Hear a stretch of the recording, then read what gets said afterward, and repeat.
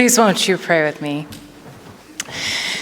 May the words of my mouth and the meditations of all of our hearts together find their way into the heart of God this morning. Amen. So Jesse, I wrote you a letter this morning and called it a sermon. It goes like this. Dear Jesse, you were born to one of my dearest friends on my 43rd birthday. In addition, we strangely share the same godfather, Carl Scoville. I know we have only met twice. We have been letting your mom get to know you before we do. But you'll soon realize that you're stuck with me and all of us. We loved you before you were born, just like God did. On your baptism day, we do what must be a strange and confusing ritual to your baby eyes and senses, though I'm sure everything that happens in your world right now is strange and confusing. We poured sacred waters on your head to remind you that you are connected to all that is, and we touched you with a rose that you might live your life as a beautiful unfolding. Speaking of roses, ever since I found out your name, Jesse, every time I hear it spoken, I break out into the Christmas carol, "Lo, how a rose ere blooming." Remember that one? From tender stem. Right, do you remember why I break out into it? Of Jesse's lineage coming, as men of old have sung, right? You'll notice since you're going to hang out with me a lot, Jesse, that I break out into song all the time because I believe my life to be a musical. But your name, Jesse, came to your mother in a dream. She thought it was strange to dream a name, but it makes sense to me since we all know that you were your mother's best dream. We also know now that you were a part of God's dream for the world too. Did you know that Jesse was the father of a very famous king named David, who is important to both Jews and Christians? That's why we sing about Jesse's lineage. Of course you didn't know that, you're a baby. Well, Jesus is said to be a part of Jesse's family too. I love that your name is already God's family name. I love that everyone you'll ever meet is a part of that same family. A stranger is just a piece of us that we do not yet know, and the water we blessed you with is just an outward sign of that inward grace. Jesse, your name in your baptism is simply our way of telling you who you are, a precious, dreamt for, worthy, and beloved part of God's family you were welcomed in all along. And Jesse, I also want you to know that you were not born just to watch TV, eat, and consume products sold to you by people peddling fear. The task of your living is growing wise. The reading we heard this morning says two things that I want you to know about wisdom. One, we grow wise through joy. And two, we don't grow wise alone. Our book says that God created wisdom before God created anything else. Wisdom, Jesse, is like your mama Megan. Wisdom is a woman who plays with God. Mama Wisdom has been there since the very beginning beside God like a master worker. Mama Wisdom has been dancing in the ocean. Mama Wisdom has been lying in the grass staring up at the sky. Mama Wisdom has held a cedar waxwing in her hand. Mama Wisdom leads children in parachute games on the common. Mama Wisdom has been counting the stars before falling asleep at night, just like you will be on Star Island this summer as you are rocked to sleep in a rocking chair. Mama Wisdom delights in the beauty of creation just as we are meant to. Louise Glick says, "We see the world once in childhood." She's right. Jesse, you get to see a world we don't see, and so you are already wise. The Common English Bible translates verse 30 of the proverb that we read this morning this way: "I was having fun, smiling before him all the time, frolicking with this inhabited earth and delighting in the human race." Jesse, as you grow, please remember that having fun is an expression of wisdom. Smile before God. Delighting in your play, learning to laugh at what's sublime and ridiculous, this is all a part of becoming wise. This group of people that surround you now, they will go out of their way to have fun and make you laugh. I guarantee that. Once they created a bobblehead doll of me that Eloisa put up on the pulpit, which is just straight up idolatry. I didn't know it was there, but here it is. Once this congregation created this bobblehead doll of me, kept it a secret, and flew it all over the world just to take pictures of bobbleheaded me in strange and wonderful places, like a crocodile's mouth, like with Peanut at Davis Farmland, and even to the Dominican Republic. I broke it, and John drilled it back together. These folks fix what is broken with joy, amen? They have bouncy houses, they have face painting parties, they have karaoke DJs, they throw galas and Caribbean dinners and friendship Sundays, and they just laugh a lot. That is how we grow wise. And life is not all joy, dear Jesse. Life has just as much sorrow. Human pain is sometimes physical, sometimes emotional, sometimes spiritual, and sometimes existential. And sometimes it's all of those things at once. We get sick, people and institutions fail us, things break, we struggle with meaninglessness, someone we love dies, and sometimes we get hard and mean because we are in pain. The world can be as brutal as it is beautiful, Jesse, as terrifying as it is exhilarating. That's why we go to places like this, because we wouldn't survive were it not for joy and beauty and each other and creation itself. And we come because we can't get wise on our own.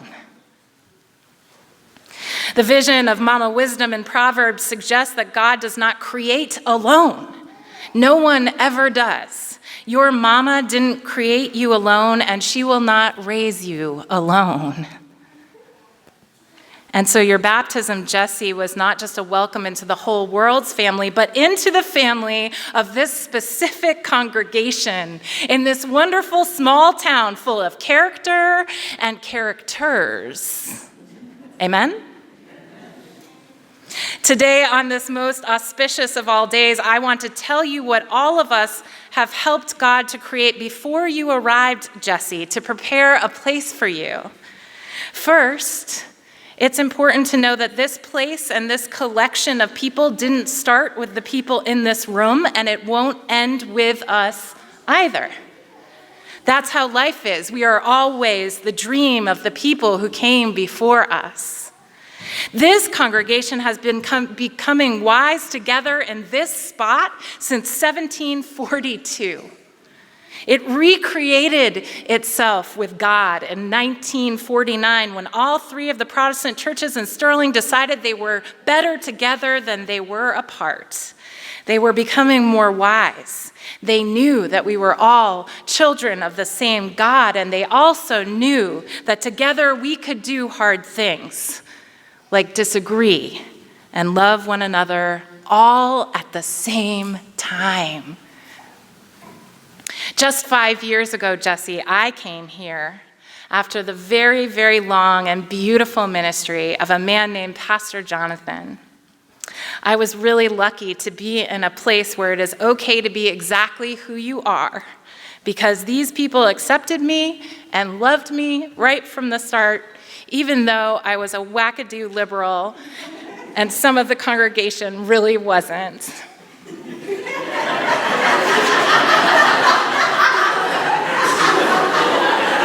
Can I get an amen? This group of people is not always like-minded, Jesse, but they are like-hearted. And still, together, we have done so much. We expanded our welcome enough that your mama felt like she could have a place here too. One day in 2017, we said out loud together, finally, and with one voice, that love is love is love is love is love. And without that declaration and affirmation, we might not have gotten to know you and love you. I shudder at the thought, dear Jesse. Co-creation with God creates expansive welcome. And we are getting more wise. Jesse, I know sometimes we can only learn by seeing. So I want to show you something. I want to show you what co-creation with like-hearted people and with God looks like. So I'm going to ask the congregation to rise in body and spirit when I ask them to, not yet. When this resembles you, I want you to rise, to stand. So please rise if you are on the governance board. Come on, don't be shy. Don't take a long time, because this will take forever. Please rise if you are on one of our ministry leadership teams, one of our MLTs. Please rise. Please rise if you are on the diaconate of this congregation, on the deacons board. Please rise. Please rise if you are on the stewardship team. Please rise. Oh, you're all sitting close to each other. Please rise if you are on the nominating team. Please rise if you are the clerk, the treasurer, the moderator.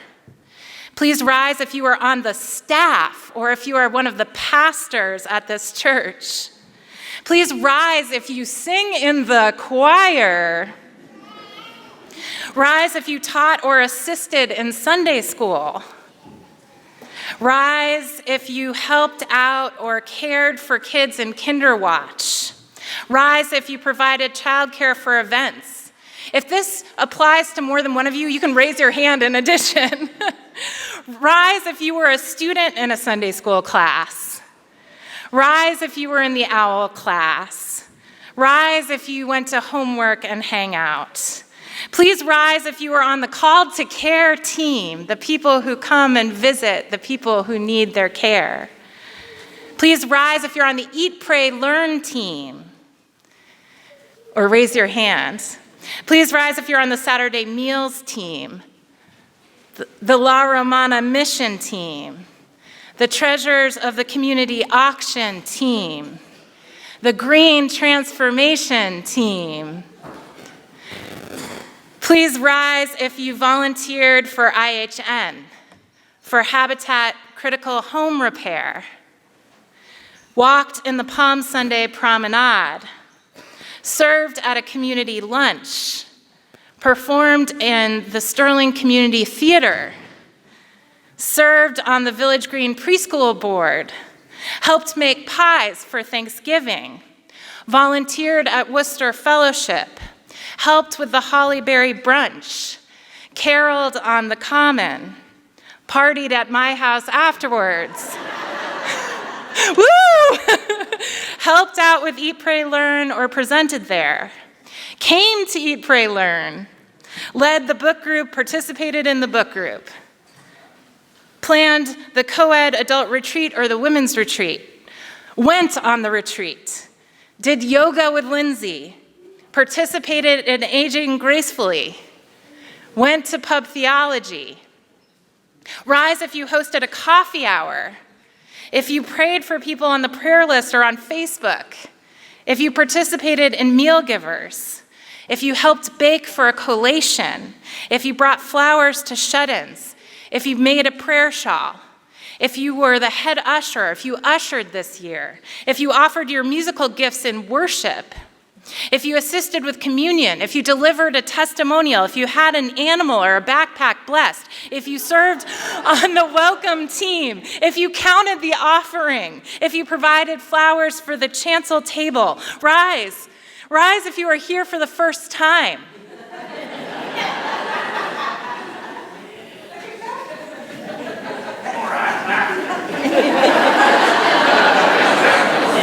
Second time. Rise if you're here for the second time. The third time. The fourth time. Raise your hand if you've been here for your entire life. For your entire life. Raise your hand now. Look around the room. Look around the room. Raise your hand if you've been here for 20 years or more.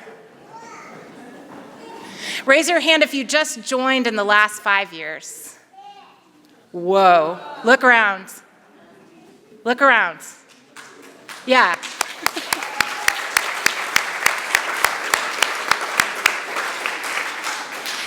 So Jesse, look around this room, because this is what I mean by co-creation with God, right? This is what I mean. All right, I suppose you can be seated. There is a translation of a poem by Sufi mystic Rumi that says, "Today, like every other day, we wake up empty and frightened. Don't open the door to the study and begin reading. Take down a musical instrument. Let the beauty we love be what we do.